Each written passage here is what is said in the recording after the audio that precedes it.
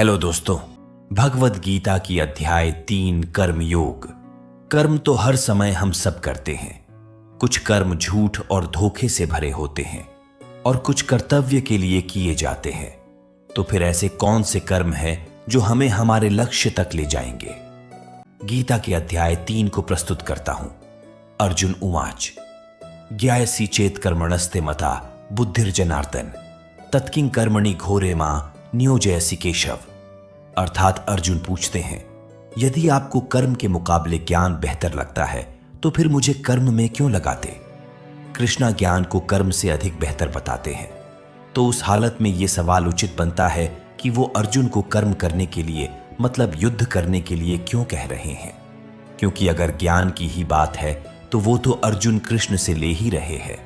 तो अपनों को मारने के ऐसे भयंकर युद्ध में कृष्ण उन्हें क्यों लगा रहे हैं? कितनी ही बार हमारे मन में ऐसे प्रश्न आते हैं कि कर्म आखिर क्यों करना? व्यामिश्रेणे वाक्येन बुद्धि मोहे सीव में तदेकम वध निश्चित्य येन श्रेयो हम आपनुयाम। अर्थात कृष्ण की बात सुन के अर्जुन की बुद्धि मोहित हो रही थी।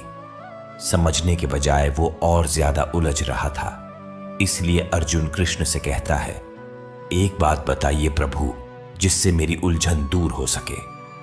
अर्जुन कहना चाहते हैं कि भगवान भ्रांत मत करिए, मेरी दुविधा को दूर करके कोई एक बात बताइए जिस पे मैं चल सकूं। कृष्ण ने जो बातें बताई वो गहरी है। ऊपर से देख के ऐसा लगता है कि यह तो बस ज्ञान की बातें हैं, इन पर चले तो चले कैसे? यही दुविधा अर्जुन की भी है और कृष्ण उत्तर दे रहे हैं। श्री भगवान उवाच लोकेस्मिन् द्विविधा निष्ठा पुरा प्रोक्ता मया नघ ज्ञान योगेन सांख्याना कर्म योगेन योगिनाम।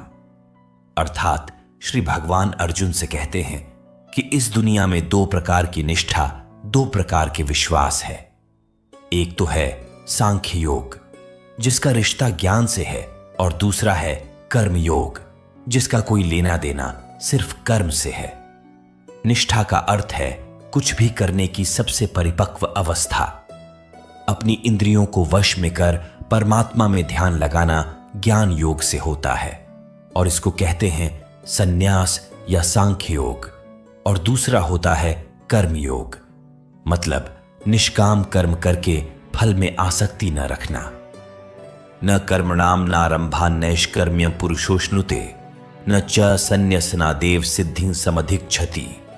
अर्थात मनुष्य न तो कर्मों को शुरू किए बिना निष्कर्म को अर्थात योग निष्ठा को प्राप्त होता है और ना कर्मों के केवल छोड़ देने से सिद्धि यानी सांख्य निष्ठा को ही प्राप्त होता है। दोस्तों, ऐसा नहीं कि आप कर्म करें ही ना और स्वयं को सन्यासी कहे।